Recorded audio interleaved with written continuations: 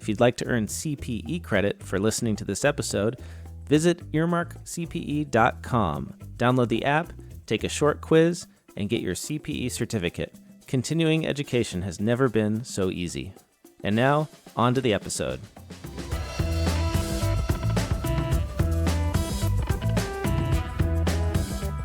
Hello, and welcome to Oh My Fraud, a true crime podcast where our criminals are less likely to shoot the CEO of a health insurance company and more likely to be the CEO of a health insurance company. I'm Greg Kyte.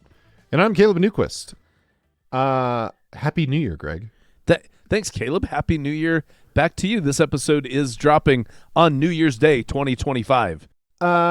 Greg, do you have any? Since it is New Year's Day, I'm curious. Have you made any New Year's resolutions? Interestingly enough, I'm not a big New Year's resolutions guy. Okay. Never really done not much for reflection. Traditional resolutions. Sorry. Well, no. I actually am big on that. Like, I don't. It's never like in this next year. I'll stop being an idiot in this area of my life. That seems like what resolutions usually are. It's I'm constantly telling myself, reminding myself of areas of my life where I'm screwing it up. So I don't need a particular day of the year to. Yeah, that's constant. I kind of feel the same way. Like, it's like, well, I'm going to wait till January to give up soda. It's right. Like, you just quit drinking soda now.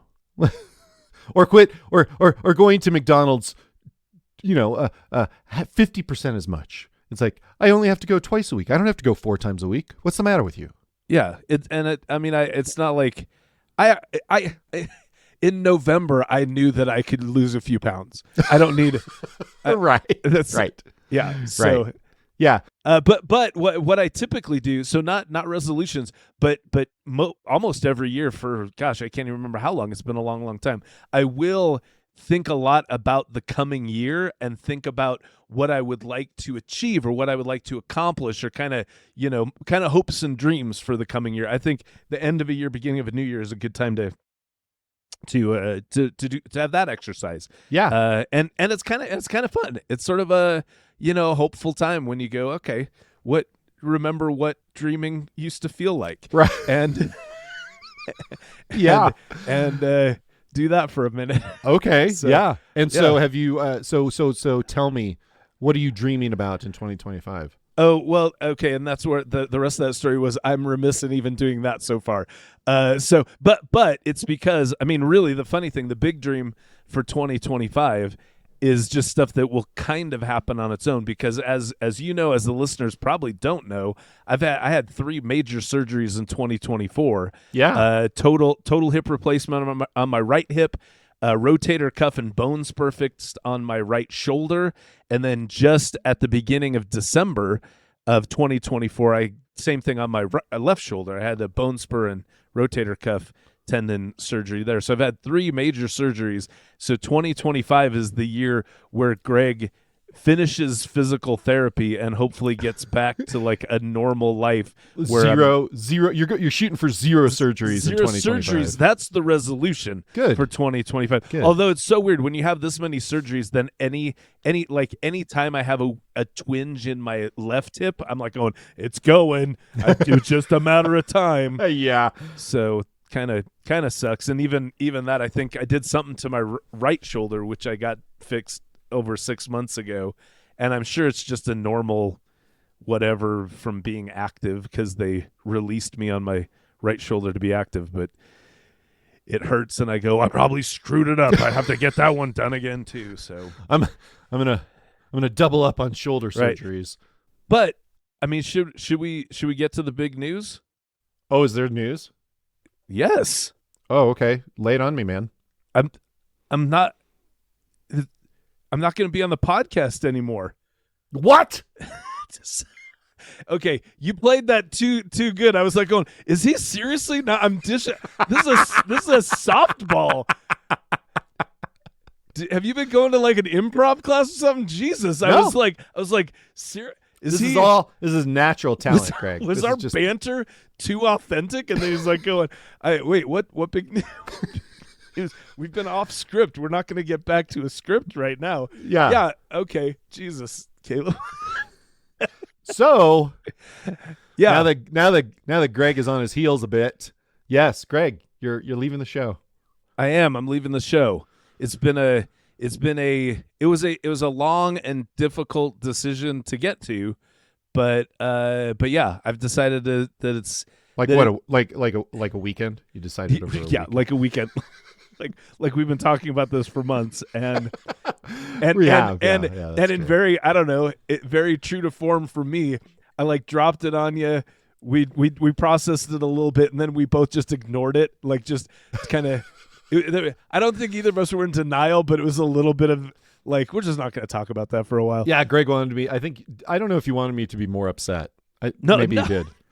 Yeah, Greg, I wanted. Greg tears. wanted me to. Greg wanted me. I to was beg not to go. Not at all. No. I mean, one of the things that made the decision so difficult is we've been doing this podcast. We've been dropping episodes of the podcast for 3 years now. 3 years, yep. But I want to say it was about 6 months ahead of that we started the planning, and we started even some of the recording before we went live with the podcast. So this has been about 3.5 years of our lives that we put into this, and we've talked about this a lot. The pod. I'm so proud of what we've done. Oh, this has me too. been fun. Yeah, it's fun. I'm happy with what we put out. But the thing for me and the main reason still waiting on the 10 million from Amazon, but whatever. Right. And for the MeUndies sponsorship, all that right. stuff.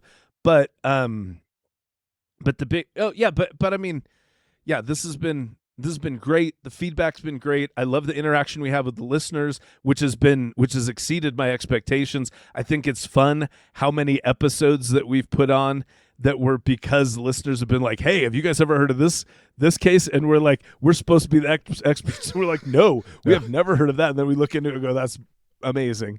And we do the case. But for me, and this is I think this is not talked about enough. It's definitely being talked about more and more, but still not enough. And I feel like, I mean, I don't know, you might feel this way too, Caleb, but in the accounting profession specifically, I think we very much downplay a lot of mental health issues. And that's the main thing for me, why I feel like I need to step away, is just to ensure, I don't know, not ensure, to try to help my mental health get better, because I struggle a lot with anxiety, and I've got the kind of so I also struggle with depression. But after years of therapy, we figured out that the anxiety is kind of the main thing, and my anxiety, when I'm spiraling out with anxiety, one of the things that causes depression for me. So I got both of them, and it's pretty rough. But I think, I mean, you spent so much time writing on Going Concern. Yep. You got to have an opinion about accountants and their attentiveness to mental health, right? Yeah, I mean, as somebody who was an accountant and got the hell out of that, I myself experienced it, and I saw lots of people struggling with it, both in terms of, high degrees of anxiety, high degrees of depression, and people, to the extent that I understood it, people not necessarily taking the steps to take care of it. And also as a like you say, as a field, not something that's been openly talked about until very recently. And I would say that's true of work culture in the US in general. I think it's been getting better, particularly since the pandemic. The pandemic kind of forced us as a country to do some navel gazing, right, collectively, right. Yeah, with mixed results. But I do think, I think in the accounting world, I think more attention has been drawn to it, and I think it's better than it was. Oh yeah, for sure. But I still think it's something. And I would say to a degree it's still taboo for a lot of people. Yeah, no, I agree, and I would say the ways that it's gotten better in the accounting profession is just more just overall more social acceptance and more recognition that a lot of people struggle with anxiety, a lot of people struggle with depression. Yeah. Funny story. My first year, so I spent right after I finished getting my bachelor's in accounting before I was licensed as a CPA. My first job in the accounting profession was at a mid-sized local CPA firm. Yep. I started feeling like it wasn't heart palpitations. It was more like I would just get like my heart would start to race for no particular reason. Like Right. I didn't just go up a flight of stairs, but my heart is all of a sudden racing. So I'm worried that I'm having some sort of cardiac problem. I go to my general practice doc and I tell him what's going on. They do some tests. It goes, no, your heart's fine. I think you have anxiety. And I was like going, you think so? And he's like, yes. So I had mental health issues starting my first busy season in the profession, but likely they'd been there all along. And I was going to say, dormant. As the listeners may or may not recall, Greg was a middle school math teacher. And if he was not experiencing anxiety as a middle school math teacher, then I'm not sure I believe that Greg was a middle school math teacher. Yeah. Right. Well, yeah. And so, and I guess, that's one of those things that you kind of, I don't know. Like I said, I don't feel like I'm a different person. It's weird that to age into mental health problems, because I guess when I think, especially you think depression, you think of like teenagers who won't come out of their room and just need it dark and have to listen to 9 Inch Nails or something like that. Elliott Smith. Elliott Smith. Okay. Yeah. But I more and more I've been getting there's time, and I feel like 2024 I just got clobbered with anxiety, like clobbered. I even spent a week doing transcranial magnetic stimulation, which is like some state of the art. Yeah, it's a new treatment. Yeah, some big expensive machine they put against your scalp, and it helped that I'm bald as the moon. That really helped them get the machine right where they need, because you take did they say something to you about it? It's like, I kept really joking. Really appreciate you coming in with the with the Mr. Clean look. Right. Well, I kept joking around because they have to. I mean, it's quite a process for them to actually, before they start the treatment, to align the machine just right, because they took MRIs and everything to find the part of my brain that they were supposed to target with this machine. I'm like going, we can just take a Sharpie and draw a circle and point an arrow, go point machine here, and that kind of thing. But anyway, so I'm doing all this stuff that, and the realization has been that I really just need to do less. I just need to do less stuff. Yeah. Because part of my anxiety is driven by perfectionism. I'm trying to deal with that through therapy. But we haven't cracked the code on that. And even one of the things I'm coming up with, Caleb, is that my perfectionism, if my anxiety comes from perfectionism, it can be a very bad thing. Yep. But there's a lot of ways where it's been very helpful and very good for me too. So trying to navigate that, if I just give up on perfection, anyways, that's a very complicated issue. But what's much easier is to go, I'm doing too much stuff. All of it I have very high standards for. Yeah. The best, most immediate results I can find is just by stepping away from some of the things I do. To keep the audience kind of looped in here, I told Greg he could start phoning it in even more than he has been. And he turned me down. So like I really gave him the opportunity to really start slouching, and he refused. He refused. This is the kind of standards that this man has. People. I like it. I like that you said phoning it in even more than he already was. That was good. But true. Like that's so true. I can't phone stuff in, right? Because the expectations and the standards I have for myself are high enough that it's like I just can't. I can't do that. I've tried that, and it's not. And I think I cut you off, but just to give people a little bit more of our experience together, because we've worked together on stuff for over a dozen years now, I'd say. Yeah. Yep. And that's true. I think I remember, hopefully I'm not repeating something you already said, but like in the going concern days, you would file you would file a blog post with me for, to be edited, and I would read it, and I didn't edit your stuff heavy. Maybe the first couple, like that's kind of how I roll as an editor, is like I tear up people's, like the first time they submit something to me, I tear it up, and then maybe the second one it's a little less, but then after that I'm like, no, I think you got it, and then I just, it's kind of like it's kind of like the rite of passage, really. Sure. And I think for you, like, because I think it was probably similar, and then your stuff was just so good that it was light edits, and I didn't have to ask you to go back and do a lot of big changes or anything. Right. And but you would always tell me, you'd be like, yeah, I can't, this is, I had a hard time with this one. I'm like, Greg, this is so good. Like, it's so funny, and like people are going to love it. He's like, really? Okay, good. Cause it's not easy for me. I'm like, really, Greg? I would tell you, I'm like, you're a very good writer. He'd be like, really? Jeez, thanks. And like, and that was, and I think after I had said that to you a few times, you kind of maybe accepted it, but you were probably just like, he's just going to tell me that I'm a good writer, so I'm just going to keep this to myself now that I'm struggling here. And I think I don't know, maybe if I've gotten any aspect of that wrong, please correct me. But I recall the point is I remember you having similar, like looking back on it with hindsight, it's like you were experiencing anxiety with with it wasn't a column, but like the articles that you wrote for us, you were experiencing anxiety with those. And I think I did my best to reassure you that, like, dude, you got this. Like, you don't, and at some point, you attempted to leave, and then I wouldn't let you, and then, and then we figured something out, and then eventually you're like, you know what? I'm not going to write anymore, but I will draw you cartoons. I'm like,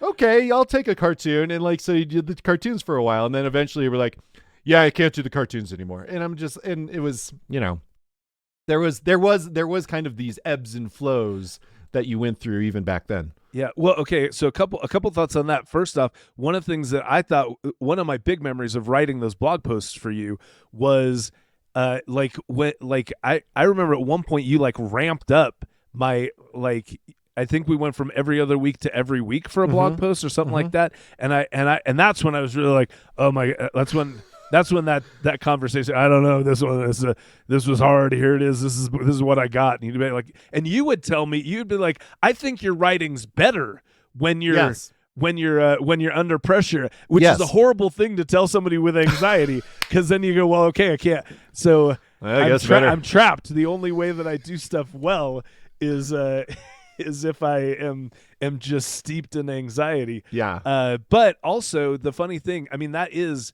the process you describe is like, I'm doing this and I'm trying it, and then I go, okay, I need to step away from that, and then I'm doing this and I'm trying that and I need to step away from that. That really is just an example of the barbell strategy that I've talked to you about before, where it's like, I've got my day job, it's my steady income, it's the stuff I'm doing, and then but with my spare time, with the extra time I got, I'm going to try a bunch of different things and just see what, if anything, will, is something that works, that it seems like it's got a long-term thing, seems like it's whatever, and part of that whole thing is that with that experimental stuff, with kind of the side hustle stuff, is that there actually needs to be some churn there, because you're always trying to discover the next big thing. So that said, it was, like I said, it was a long and difficult process, because this is, I love working with you. I feel like we've put out a good product, but I also feel like the best decision for me is I need to just have less stuff to feel like, to have my perfectionism torture me about, and that's where we're at. So, and that's how we got here. But that's where we are. And I didn't give Greg too hard of a time. No, I berated him for like 10 minutes, and then I let it go, and that didn't land. So don't use it. So it's fine. But like having known you for so long now, I just want what's best for you, and so which you've made clear, and I'm so grateful for that. Yeah. Well, I mean, I'm not a monster. Well, Some people expect me to be a monster, but I have never been a monster. Far from it. And the thing for me too is that our friendship, like you said, we've had a long friendship. We've done so much together professionally, and this is really I've been lying in your pockets, Greg, for so long. For so long. Let's so be honest here. Oh, absolutely.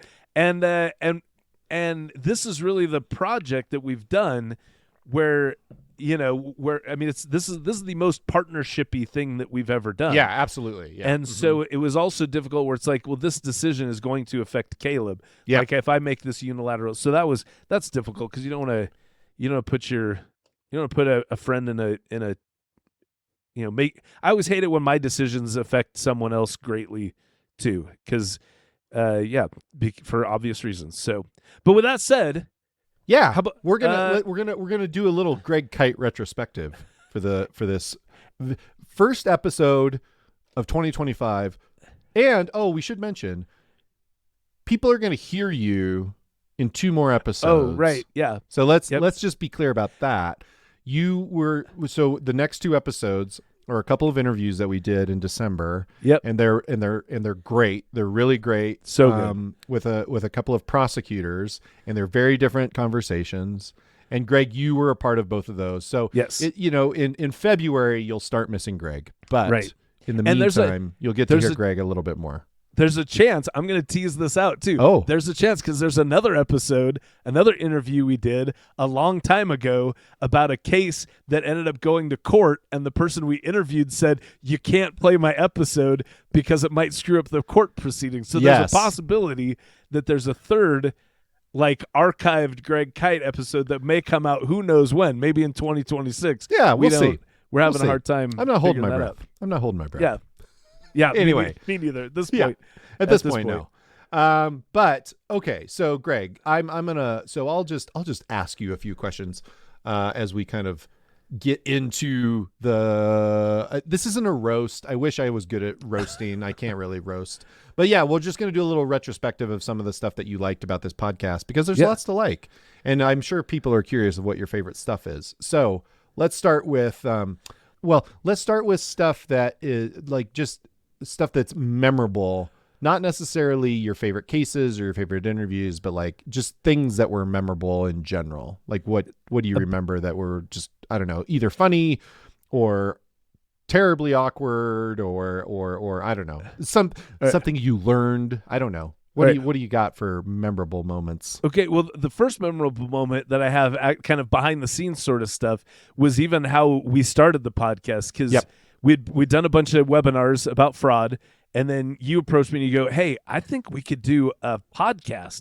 about fraud. What would you think about doing a podcast about fraud? Yeah. And I was like, I just finished up with another podcast that I did for 10 years, and I was like,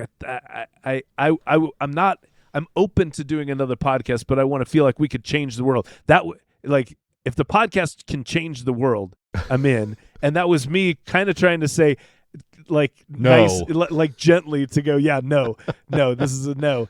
And then a few months later, you called me back and you're like, hey, I think we figured out how our fraud podcast would change the world. And it was just through the CPE stuff where it's like people need CPE. We can make this fun and entertaining thing, and it can be this great thing, which it has been. And so I was like, oh, God damn it. Caleb found out a way to change the world with a fucking podcast. So, even though it sounds like I reluctantly joined on, I was excited about it. And the more we talked about it, it was very exciting launch to the podcast. And then another funny thing, we love to talk about the psychology of our fraudsters. That's counterintuitive. The other thing that's counterintuitive is we've been talking about me stepping away from the podcast for at least a few months now. Mm-hmm. And ever since making that decision, knowing that there's a finite number of these that we're going to do, every single one since then has been a joy, which also makes the decision, I guess there's two. It's been delightful, extra delightful for the past few months to do these. And it made it harder to continue to resolve to do the thing that I needed to do. But it was also, I think, a good thing where even after that I go, no, still, even though this is a joy, I know it's best for my mental health to, kind of made me put the decision through the fire to make sure that I was doing the right thing. So those are some fun things. Some other things that I remember, I do remember early on we interviewed Kelly Richmond Pope, who she is the documentarian who put out the documentary All the King's Horses one of our earlier episodes, I think from the first year, right? Episode 20. Yes. Episode 20, yeah. So and it was this has happened multiple times to me. It seems like with professors in the accounting world where I will try to be funny and they shut me down like a student who's like heckling them is what it feels like. Yeah. And I got and Kelly Richmond Pope, she is a professor, and I sense some of that, but the crux of that, and if you want to go back and listen to episode 20, you can identify exactly when this happens, where we were talking about whistleblowers. She's a big advocate for whistleblowers. Yes. She feels like we need more whistleblowers. Anything we can do to encourage whistleblowers is the right thing. And I said something like, yeah, we need to support those snitches or something like that. And she was like, we don't use that word here. Or so, it was something like that where she very much shut me down and put me in my place. And I was like, oh, I just ruined the vibe for this interview, and I'll spend the rest of the time trying to rebuild it. Yes, I've alienated you, and I will spend the rest of the time winning your love back. Desperately trying at least. Yeah. I don't know if you did, but anyway. I don't. Yeah, that's. I think there's a good case for no. Yeah. Then, if you want to hear all that, you definitely check out episode 20 with Kelly Richmond Pope. Another fun memory. Well, I don't know. I think this was a very fun memory. Okay. So again, early episode, it was the Pappy Gate with the Pappy Van Winkle inventory theft. So it was the Buffalo Trace Distillery in Kentucky episode 8. Yep. And so Buffalo in Kentucky, bunch of Pappy Van Winkle whiskey goes missing, and the whole thing ends up getting pinned on this guy named Toby Kurtzinger. Mm-hmm. But as we unpacked the case, it was like this was a fraud that this group of knuckleheads just like fell into somehow. Yeah. And it's almost like it just started happening on its own, and it became a thing without them really trying. And then the next thing, it becomes international news because Pappy Van Winkle bourbon is such a big damn deal. 200 bottles of it going missing becomes international news. And then the elected sheriff in that case is trying to make sure that his reputation is good because there's this crime that happened in his jurisdiction on his watch. So he's got to make sure that he finds the culprit for that. And he does find Toby. Toby's definitely guilty of stuff.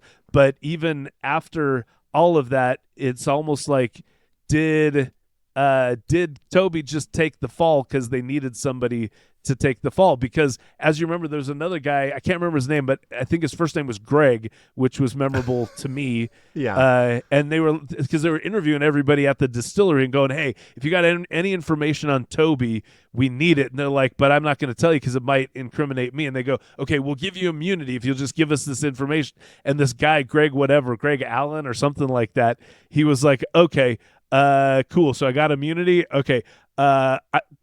Basically, without saying it, was basically like, I did that. I stole them.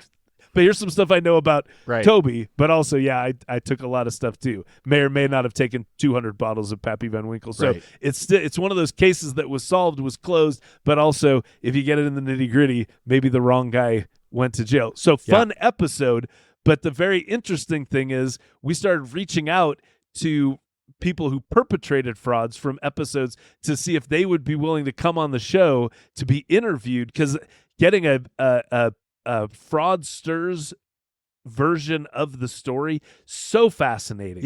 So we reached out to Toby Kurtzinger, and then his a buddy of his, because he started he went to jail for a while, got out, he's been on probation. I think he's probably off of probation now. He went from a career as a bourbon distillery worker to a house painter, and he's barely making ends meet. And so he's cashing in on his crime by trying to go on the speaking circuit. And his buddy, just like a high school buddy or something, is now his manager trying to book his gigs. But it was the clear impression nobody in the Toby Kurtzinger enterprises knew what the hell they were doing, and we tried multiple times to get a date on the calendar, and it just blew by, and it seemed like they very much wanted it to happen, and we very much were unable to get them to make it happen. But the other interesting thing about this, Caleb, and I don't know if you remember this, he's the guy who's like managing Toby Kurtzinger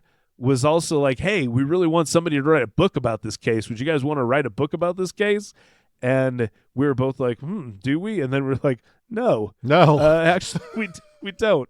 No, we don't. Unless we get a book deal. If we get a book deal with an advance, then yeah, maybe we would. But other than that, yeah, maybe no. So that was an interesting like false start. I suppose there's multiple false starts from that whole exchange. But also kind of fun just to know that we had, in some fashion, we were on the radar of a guy who did a pretty interesting and comical crime. Yeah.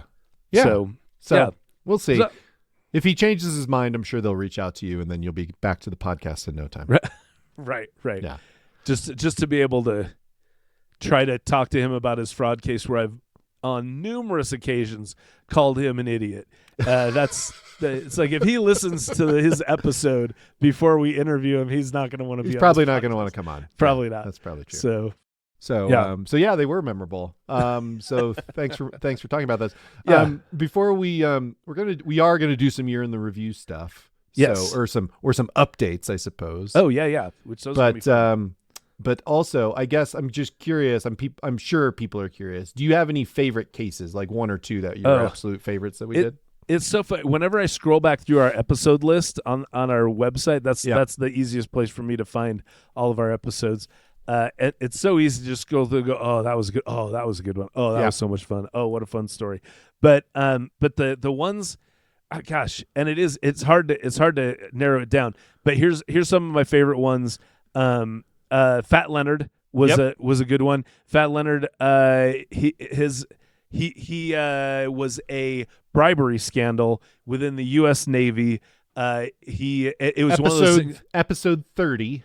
And it was. You want to check it out? I believe, if I'm remembering my numbers right, it was the 7th Fleet of the U.S. Navy, which was in the Pacific Ocean, and it was one of those things where it was easier. It was easier to find somebody who had received a bribe from Fat Leonard than to find someone who had not received a bribe from Fat Leonard. And so it was just this incredibly widespread corruption scandal, but from someone who also gave some very, very effective services to the Navy. So he's good at what he did. He was doing it in a corrupt way. His corruption was vast. The story even got more, scandalous because he would hire prostitutes for these huge parties that he would throw. So he'd hire hookers for the Navy guys, which is like, okay, that's be original maybe. That's for some reason. That seems like a trope that we've gone into before. And then finally the whole thing gets blown up. He gets ambushed when he's in San Diego trying to give a pitch for more of his services directly to the Navy. He gets ambushed by the FBI, gets taken to jail, and then the kicker on this thing is that he was put in house arrest, which was a little bit sketchy to begin with. And then one day, but he had to pay for his own security detail while he was in-house. So it's like, we're going to lock you up, and the prison guards, they're your employees. So it's like, okay, this doesn't seem legit. And then it sounds like he told the guys just to take a day off, and he just split.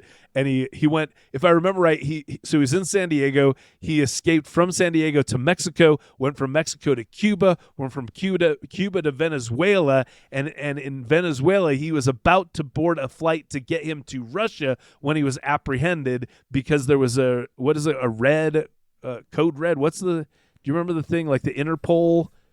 Red notice, red something. Yeah, something like that. Something like that. Anyways, Interpol had a APB out on Fat Leonard, and they caught him right at the last second before. You figure if he got to Russia, we'd never hear from him again. But also the U.S. relations with Venezuela, not so awesome. So, and I guess we didn't look for a current update on this, but the last I have it. Oh, you have it? Okay. Yeah, he was, and so in 2024, the update is that he was finally sentenced.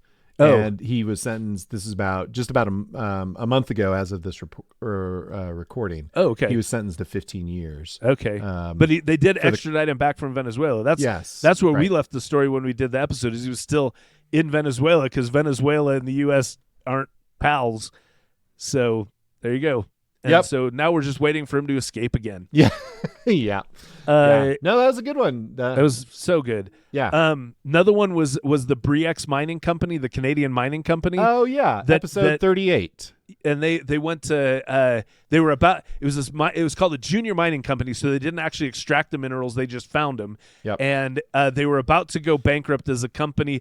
The story is that the founder spent his last $10,000 to his name to go with a geologist to the Isle of Borneo in Southeast Asia, just as a Hail Mary to see if they could find some gold there. And brother, did they ever. They found all the gold there. And so their stocks, again, if I'm remembering the numbers right, the all-time low for their stock was 12 cents a share, and the all-time high was like $258 and something cents for their share. So I'm sure my numbers are wrong, but still, the increase, the dramatic exponential increase in their stock value was that illustrates it properly. Yes. Regardless. But it's this very remote, it's this densely jungled island in a very remote part of the world, very difficult to get to the actual site where they're finding the gold. And so their geologists are taking these core samples, they're analyzing the core sample, they're sending the data back, and just every new sample says there's more and more gold here. They hit the mother lode literally, and they just need to mine it. And they finally get hooked up together with an actual mining company that is going to go and take the minerals, the gold out of the ground in Borneo. The actual mining company goes there, they start their operations, and those guys go, they're like, so where was all that gold? Are we? And they were like, it's there. They're like, no, we're not finding any gold here, at insignificant traces of gold. So they send their lead geologist, the guy who's taking the samples, is like, you got to get to Borneo like today to fix this, because they're saying they can't find this gold, but we know that there's all this gold there. So that guy takes a flight from Canada to someplace in Borneo that has an airport, and then the last leg of the trip is via helicopter. So he gets in a helicopter, they start flying to this place. 20 minutes in the helicopter, this guy jumps out of the helicopter to his grisly death, and they can't recover the body for days. When they do, it's like covered with leeches. It is, it's this humid, wet, tropical jungle, so the body's decayed. They think animals and insects have been eating it, like I said, covered with leeches. They take it back. They cannot positively identify that it was the geologist. So was it a suicide? Was it a faked suicide? And there's actually been reported sightings of this guy, Michael de Guzman, back in Canada. And also that was the other thing. After he died, they notified his family of his death, and it turns out he had a family plus 3 extra secret families on the side, none of whom knew about each other. Right.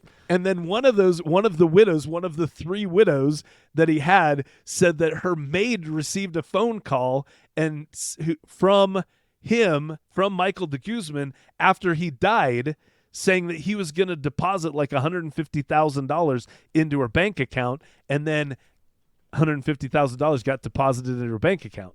But none of this is corroborated. Weird. Nobody can trace this all back. And he was officially, by both the gosh, and again, I'm going to screw this up. It was it Malaysia or Indonesia that had a big chunk of Borneo? I can't remember. But whatever the local government was, their official their official conclusion was that it was a suicide. Yep. The Canadian Royal Mounted Police went out there because of their involvement in it. They also determined that it was a suicide. So officially, Michael de Guzman is dead, but it sort of seems like it might also be a guy who has 4 families. There are Michael de Guzman truthers out there. Exactly, Yes, which is exciting, and that's fun. That is kind of exciting. What an amazing case! I love that case. What episode was that again? 38. 38. Yeah. 38. So Greg, so what I think what hasn't been said here is that Greg really doesn't have any favorite episodes from the past 12 months. Everything goes back much farther when he was maybe enjoying the podcast a bit more. Oh, Jesus. No, that's absolutely false. Well, okay. So do you have Yes. an episode that you liked from this past year? Yeah, yes, I do. I loved the Sheriff of Frothingham. The story, most recent one as of this recording. Our most recent. Was that the most recent one? It was the last one. Yes, that dropped. It was the last one that dropped in December. Yeah. Okay, gotcha. Yeah, no, but we also talked about this. We're like, right after we do a case, we're like, that was awesome. Yeah, and just because it's like true, because we have so many great ones. But yeah, the Jamie Knoll case was fantastic because he had a reality TV show where he was trying to get all the corrupt. So he was elected county sheriff in Indiana. Very meta case. Yeah, he was very trying to meta case. He was trying to get the corruption out of the jail system, and yet he was incredibly and deeply corrupt. Right, exactly. And so and he was stealing. So he stole a decent amount from the jail, actually, is what they determined. The county, yep. Yeah, the commissary. Yes.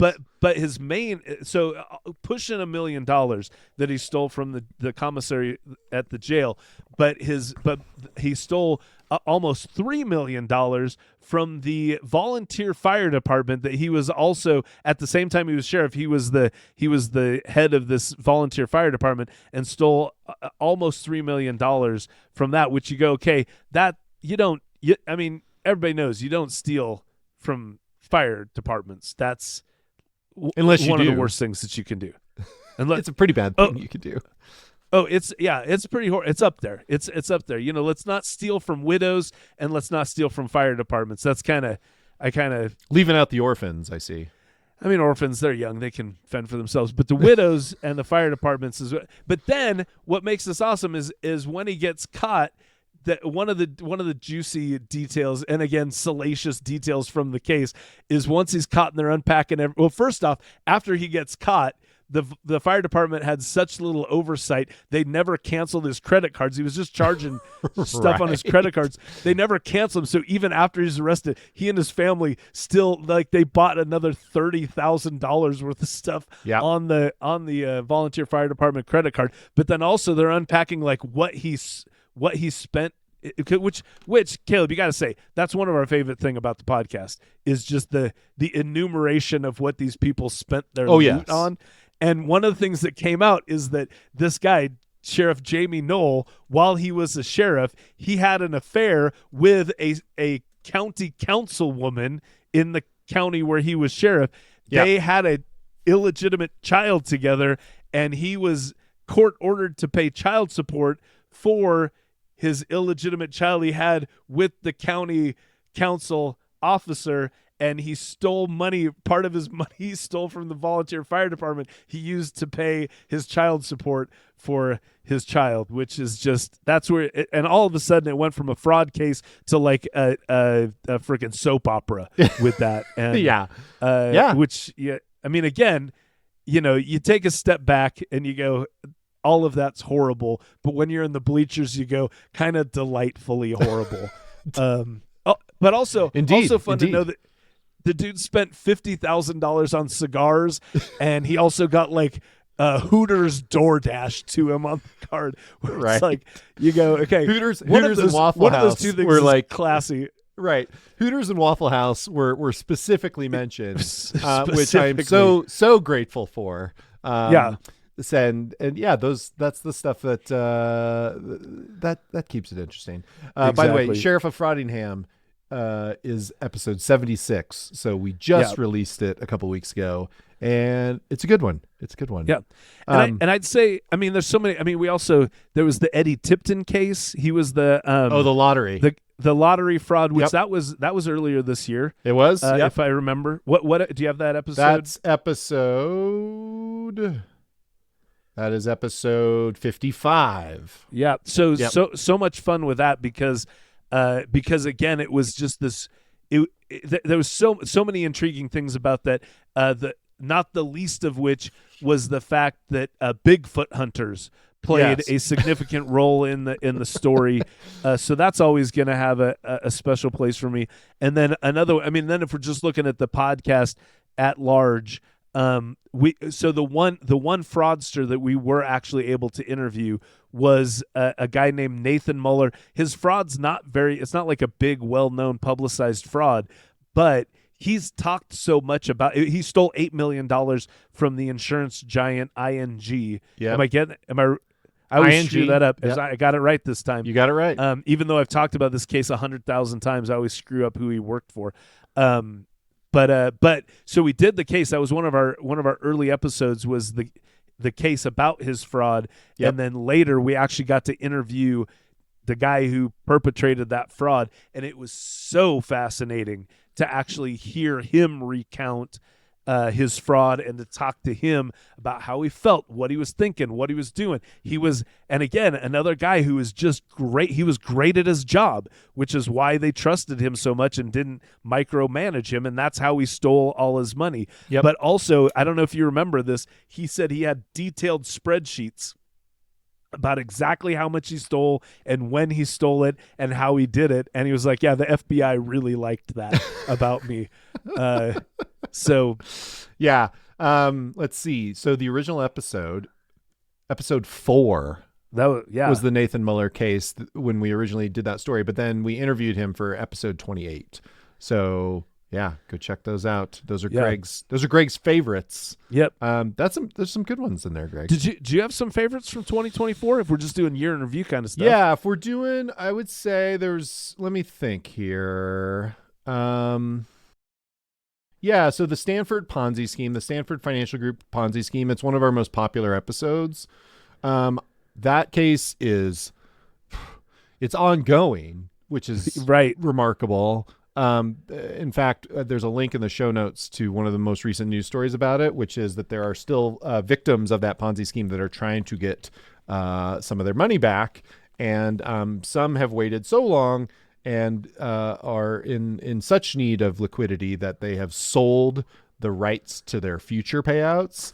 Right. And which is weird. I didn't even know that was a thing. Oh, sure. Yeah. It's kind of like distressed assets, right? Yeah. Where it makes sense that it is a thing. I just didn't know it was. Yeah. And so there's a link to that story in the show notes just from a couple of months ago. But that Stanford case is long and complicated, and it was extremely well covered at the time. And to this day, it's still it's still a hilarious and kind of fascinating, but ultimately devastating case. Well, and even with those people, I thought that was the big kicker with them, is that they sold low, and now there might actually be a settlement. What? Right. You had more of the do you remember the details about that, where like they sold their their future things for 10 cents. Yeah, they were selling their payouts for, like $50,000, $60,000. And now that the claims ultimately might be paid out by the bankruptcy trustee, they would have been eligible for something like 4 or 5 times that. So like $300,000, $400,000. Yeah. Wow. And so that's kind of gut wrenching. Yeah. But Alan Stanford as a perpetrator could not be more flamboyant and unlikable and ridiculous and hilarious. And so if you want to go back to episode 54, you can check out Stanford Financial Group. I also really liked talking to Dan Simons and Chris Chabris. Those were the 2 psychologists we talked to. Yep. That's episode 60. They have a new book out. Those guys, I don't know, we hadn't had psychologists on before, and so that was really fun. And that was fun because those guys were just like, I don't know, very like high-minded academics. They're just very down to earth and they really did an excellent job of explaining the psychology behind why we are all potential victims of fraud. No matter if we fancy ourselves to be savvy and too smart to be fooled, it's actually we're actually all marks. We're all walking around just waiting to be ripped off, Greg. Yeah. Well, and it's so funny because wasn't pig butchering, that was this year too, wasn't it? Yeah. So the pig butchering. So that was another one. That was episode 64, and that was about the bank in Kansas, in a small town in Kansas. And that was a pig butchering scam, which has been in the news. Pig butchering's been in the news for the last year or two.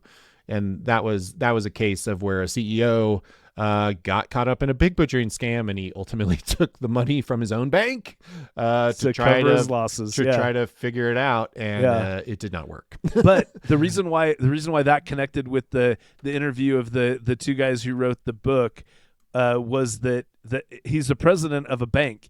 If anybody should be financially savvy enough to avoid an investment scam, you would think it would be the president of a bank. Right. But also I remember even some of the research we did for that case, there was many people who were like, I should not have been I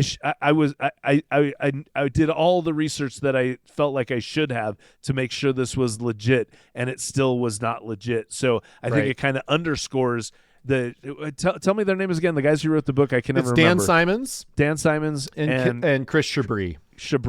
Yeah. So it kind of underscores their point that we're all marks and no one is immune from becoming a victim of fraud, regardless of how savvy you think you are. Yeah. So, and the update on that story, I don't think at the time that we released that the story about the Kansas bank that the sentence for that CEO was known, but because it just came out just a couple months ago. But he was sentenced to 24 years in prison, and they really threw the book at him. Well, and it's but rightly so. I mean, he made some bad choices. Yeah, bad choices. Yeah, take your losses, take your lumps. Don't steal from the bank that you run. That's right. I feel like that's simple. But also, I don't know. Wasn't that an FDIC thing too, where they covered all the? So okay, so maybe I don't know. That's a hard. What else? Couple more updates that I think people will appreciate. The Jacksonville. So a lot of people know this story, but it was episode 62, and it's the story of a Jacksonville Jaguars, the NFL team. They had an employee somebody worked in their finance department who was very bad at gambling. Very, very bad at gambling. Addicted to gambling. I shouldn't say it wasn't that he had no skills. He had a disease or has a disease. He stole millions and millions of dollars from the football team to fund his gambling addiction. Right. The argument could be made that everyone's bad at gambling. Yes. Well, that is the hope, right? If you run a casino, the hope is that all your customers are bad at gambling. I don't live too far from Las Vegas. I've been there a lot. Every single casino is a monument to losers. So there are drive down the strip and become convinced that everyone's bad at gambling. Right. Yeah. The mecca of losers. Yes. That's well said, Greg. Well said. That's work that into your stand-up. That's an excellent bit. Okay. Hold on. Let me write that down. Yeah. But so his name was Amit Patel. And the kind of the update there is that because he I don't remember. Let me see if I can find how many years he's doing. Yes, he was sentenced. So Amit was sentenced to 6.5 years in prison. However, the big update, and I think we covered that at the time, but the big update is that he is suing FanDuel. Okay. He is suing the website that he lost all this money to. Right. And he's like, isn't the argument, you guys made me addicted to gambling, so this is your fault? Yeah, essentially, yes. Yeah. And he's seeking $250 million in damages. Yeah. And so wow. I don't think the law is on his side in this case, although ultimately I'm kind of rooting for him to right. Because I don't want to see any more FanDuel commercials on TV. Right. I just don't. Okay. Right. So in part of me is rooting for him to win, but I don't think he's going to win. Yeah. Well, I think, personally, I feel like all of those online sports gambling sites, I feel like they are a plague on society. And if he wins the case, that I can't imagine anything except those all shutting down, because then everyone who's lost money will go, oh, me too. Yep. Me too. Pay me too. Yeah. And It'll be the like precedent will be set. It'll be like the cigarette companies in the 90s. Right. Like everybody exactly. will be coming for him. So best of luck with your lawsuit, Amit. Yeah. I hope you win. I don't think you will, but I hope you win. So there's stuff to be read. There's stuff to be read in the show notes. There's a great article in the show notes from The Athletic that will tell you all the details. But yeah, so we'll keep an eye on that, I think. Finally, and this is very fresh update. As you may or may not be aware, President Biden pardoned an enormous number of people. Right. Not just Hunter. Not just Hunter. Yeah. Around 1,500 people were granted clemency or pardons in a big sweeping action that our presidents have. That it is something that they have the power to do. And in that particular act of clemency, one of the people that benefited from that act of clemency was Rita Crundwell, the perpetrator of the Dixon, Illinois fraud of $54 million. And we had lots of people reach out to us about this. And lots of people are understandably angry, but also I may be not completely up to date on this story. Rita was released from prison during the pandemic. She was serving house arrest, to the best of my knowledge. She was under house arrest, had very limited comings and goings. And part of what the act of clemency was, this particular pardon / clemency, was that people that had been sentenced to house arrest, they were basically they lifted the house arrest on these people. And so whether or not you think that Rita Crundwell deserves to be able to walk freely amongst the rest of us or not it's a very spirited debate, Greg. There's a lot of people that have strong feelings about this case. But for sure. Nevertheless, Rita Crundwell has been she was the benefit of clemency, and so her debt to society, whether you agree with it or not, has been paid. Yeah. Well, and I'm confident. Well, maybe this didn't actually get into an episode, but we did have a update on Rita earlier where when she was released on house arrest, she returned to Dixon, Illinois. Yes. Which is that's because I think the thought is that's the only place she's got family that she could bunk up with while she's getting back. So how awkward is that where it's hey, I got out of jail and I'm back to the city that I stole $54 million from. Right. Hey, why is nobody sitting with me at church? So that kind of scenario. If you do the online services and you get Instacart, so you get the groceries delivered. I mean, you can do it, Greg. You can be completely No. I'm sure the Instacart has your name on the receipt, and you are never going to DoorDash food because someone is going to spit in your food, guaranteed. They're here's a little justice for you, and that's the. That's DoorDash justice is what that is. So yeah, you're just but again, I don't know. I don't know how it's all this stuff is comical till you really start thinking about.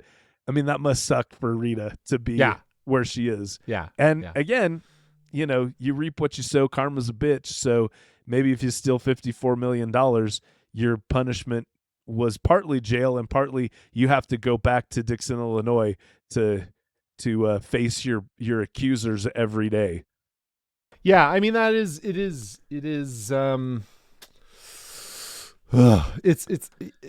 mix of the feelings that I have are very ambivalent. They're they're very mixed. And I guess to kind of wrap this up, you mentioned earlier, it's the notion of justice in these cases. So the CEO of the Kansas Bank, his name is Shan Hayes, and he was sentenced to 24 years. And he himself was a victim of a crime. And then he turned around and committed a crime in order to make good on his massive, massive screw up. Now, it is very difficult, I think, for most people to be empathetic in this situation. It's difficult for me to be empathetic in this situation. Greg, you told a great story in that episode of how you had made a screw up at work and that it still bothers you to this day. And it was by comparison, a very small amount of money. Yes. And in this case, we're talking about a bank that had over $40 million in assets, and the assets are gone. Now the depositors were insured, right? So that's the good news. The depositors were able to get their money back, but the owners of the bank were not. So that included Shan Hayes. He was an owner of the bank, but there were also lots of community members in that small community in Kansas who were also investors in their bank. That their investments are gone. Like you're talking about millions of dollars, people's, chunk of people's savings. And so, like they're victims too.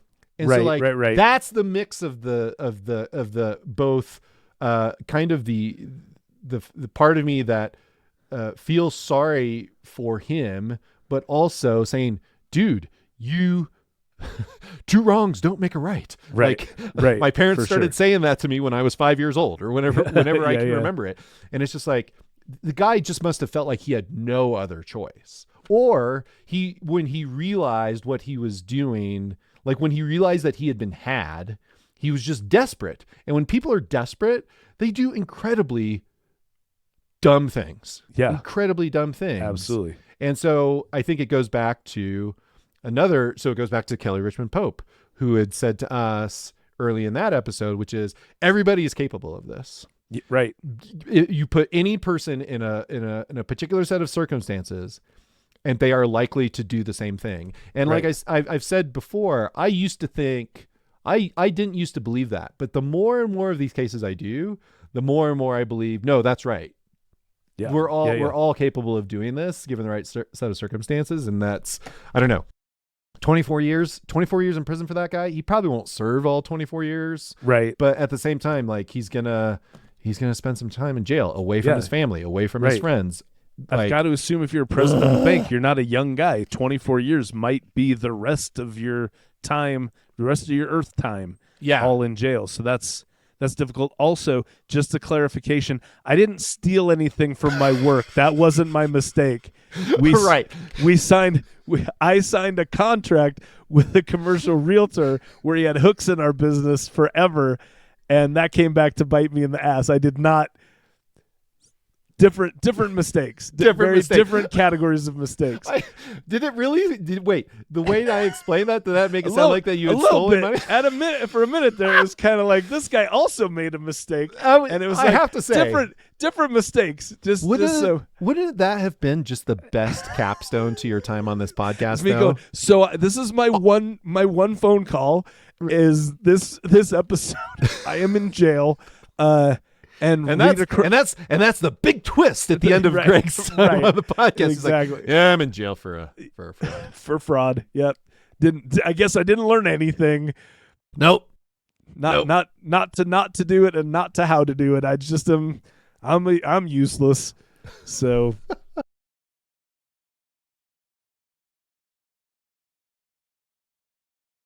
All right, that's it for this episode. And remember, if you turn me down for an interview, I won't be sore about it. Not at all, Toby Kurtzinger. I'll just never think about it again. And also remember, your sweet abs won't save you. Hey, if you want to drop us a line, send us an email at ohmyfraud@earmarkcpe.com. Caleb, I'll still be copied on those emails for a minute, right? I'm sure you will. Or will security take away my password on my way out? Yeah, I'm not really in charge, but if I had it my way, you'd get them forever. I still want your inbox to cause you anxiety, I think is what I'm saying to you. Nice. It's easy. I think it's going to be easy for me to just skim them and file them with my other. I have a file in my Gmail for all of my Oh My Fraud correspondence, so it's all there. But Caleb, if people want to contact you and exclude me, where can people find you out on the internet? LinkedIn /Caleb Newquist. That's where I'm at. Greg, how can people get a hold of you when they want to tell you that the podcast was much better when you were on it? Well, first off, knock it off. Second of all, LinkedIn. Okay. So yeah, and I mean, good news. I actually have been on LinkedIn. I did a couple of posts. I dropped a couple Christmas cartoons. You did on LinkedIn, and I cleared my DMs. And the funny thing is, Not a whole lot of people are interested in chatting with me on LinkedIn. I don't feel like there was a lot of people I was just leaving in the lurch. So okay, there you have it, folks. Greg will not be on LinkedIn now. Yeah, for probably 6 months. Greg Kyte, who suffers from depression, checks his inbox in LinkedIn and finds depression justified. Oh man. Greg, you want to read us out? Yeah. Oh My Fraud is written by Caleb Newquist and me, Greg Kyte. Our producer is the wonderful Zach Frank. If you like the show, please leave us a review or share it with a friend. It helps people find the podcast. Be sure to subscribe on Apple Podcasts, Stitcher, Spotify, Tinder, wherever you listen to podcasts. And for the accountants out there, if you listen to the podcast on Earmark, you can earn free CPE credit. It's a new year. Don't procrastinate. Do it right now. And join us next time for more. Join Caleb next time for more. No, I guess it's still join us. I guess I did the outro on that one. You'll be joining us for a couple episodes. You'll join us for a couple episodes of avarice, swindlers, and scams from stories that will make you say, "Oh, my fraud." My fraud.